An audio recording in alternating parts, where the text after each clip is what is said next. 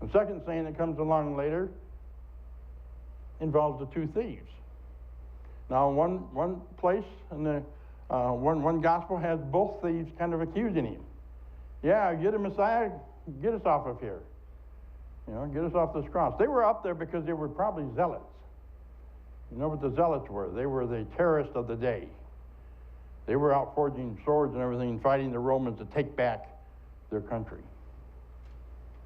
And so they were up on the cross. But they evidently had done enough things wrong. It wasn't just for the good of the Jewish people.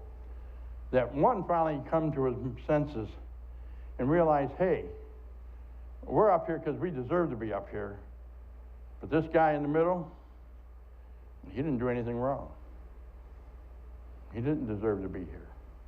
And he recognized something more about him when he says to him, Jesus, you know, when you come into your kingdom, remember me. He didn't say, save me. He didn't say, save me. He said, remember me. That was enough. I think he was put there as an example for you and I. Because when we accept Christ and begin walking on that justified highway with Christ side by side, we still have this thing in our mind that we have to do something to please God, to commend ourselves to Him, to take us all the way to the kingdom. So that we're good enough to go. Because we know in our heart of hearts we're not good enough. And that's the truth. Nobody here is good enough to go to heaven. That's right. Nobody. And knowing that is enough to bring you back, to shrink you back from going in through the gates. Unless there's something you can do to make God say, okay, that's enough.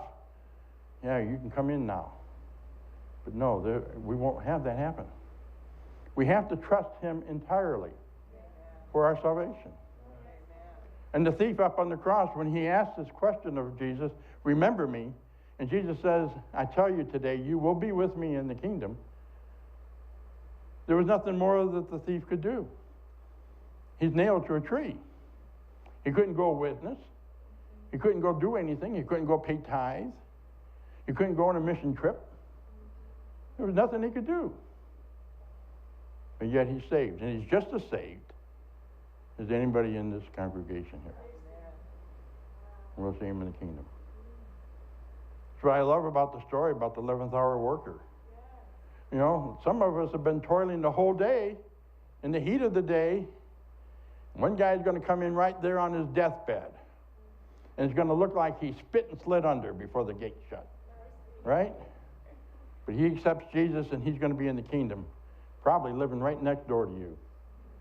And some of these people who heard the story were not happy because those who worked all day should have gotten more than the 11th hour worker. And the worker who worked the 11th hour got paid the same.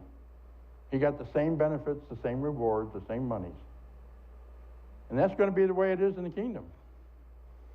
Those of us who worked and gave our whole lives for the cause and suffered for it are going to get the same thing as the one who came in right at the last second. You know? Will we begrudge him anything? No. We're going to be happy that the kingdom is enlarged. That Satan been unmasked again and again. Each time one of us come into Christ, Satan is unmasked. So here's a message that tells us about Christ willing to forgive simply by the word, remember me. He didn't bend down on his knees because he couldn't. He didn't ask for the forgiveness. He just says, when you come into your kingdom, when you come into your position and power, remember me. Now, you know, Jesus could say, yeah, I remember you, how evil you were, and you're going to hell. He could have said that. But he knew the guy's heart was reaching out.